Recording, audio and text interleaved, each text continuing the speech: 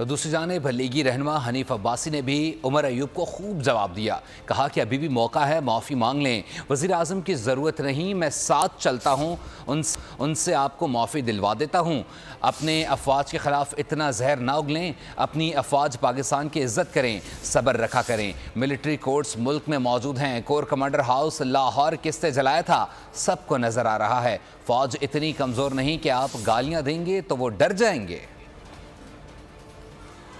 फौज से मुतल्लिक पूरी स्पीच उठा के देखें, गालियां दे रहे हैं। जो नौजवान इस वक्त अपनी शहादतों के नजराने पेश कर रहे हैं इस मुमलकते खुदादादे पाकिस्तान की खातर, कांटा आपको नहीं चुभा, सारे आप बाहर फिर रहे हैं, चिल कर रहे हैं और आपकी गुफ्तगू का अंदाज बहुत अफसोस हुआ। इसलिए जरा सब्र करें, अभी तो इश्क के इम्तिहान और भी हैं। अभी तो आप कहते हैं 9 मई की विजुअल्स लेके आए, अंधे हैं जिन्हें पता नहीं चलता कि 9 मई को क्या हुआ था। वो GHQ पे मैं गया था, वो आपने कोर कमांडर हाउस लाहौर मैंने जलाया था।